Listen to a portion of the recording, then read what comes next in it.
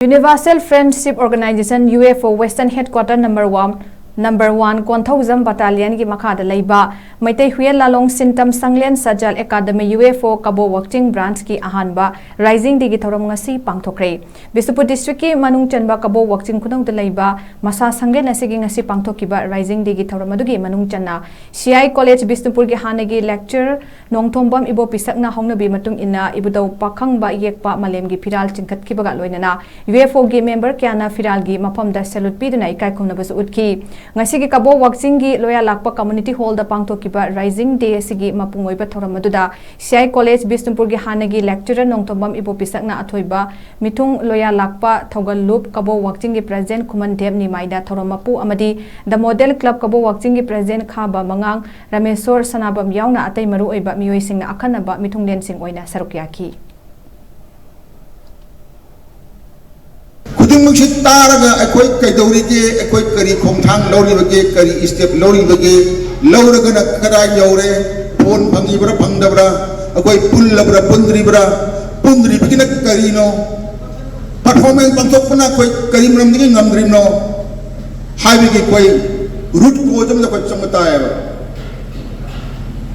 ekoi root cause khang lagadi symptom nya koi treatment da bud kana roi Nasi macam ya kau nak mana ngang mana tak tahu. Macam tu kemudian, loi kang apa ni? Hai kau bagi kenyan silai ba. Adu mak aku pakai taksi kasih warpa. Kau lon corak ba. Kara makai tu kau pang mana ba. Adu nanti, aina tinggal juru ba. Kau tiba mak kaki wari. Masih kita pakai semuanya tahu orang di pani hanya kanda ba. Putok tu ba point je. Aku tanah kita pun betul betul pandai ba. Amor macam kerana ba, mana tahu nak yang pada no. Mak kapten kang kami ni, hai biji share dah aku catra jumlah ba. Masih tu mampu kari gino ba. What is root cause? Macam ye kau ini aman ngang mata dah baca kau kari dah gino. Masih aina sum kantor dah beda. Aku ini ngasih dah gino sehi yang kai hongkugi mamang dah leram ba. Adugum bagi. Yumbalon thogalan bebar sanalon sat mayam no kaichar pajagi ne amana ngamata da ba amana habida inda ba amana ngamana blame tongna ba line haiba min haiba wa go yam line loba line ba kawi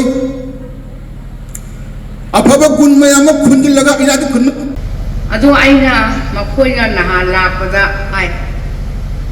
ayang ai khoi maru oi badi ngasi lingchan biriba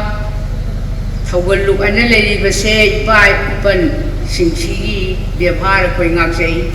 aduna asina mayam sigi oina thaina dagi landam nasi kandra laiba laihidraba laiwoi graba singu gi saruk chilaga makoi sule obani khoi gi sarukta leiriba ibungo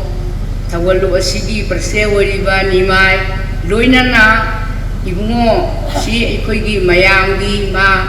masa nupa nupi pokna puna maki oina ikoi na kano amoy na thamjarabani ado mahap ta makoi ni phamalo akoi di matam mugi oina karga lakmani akoi di kano tong thambiro loina na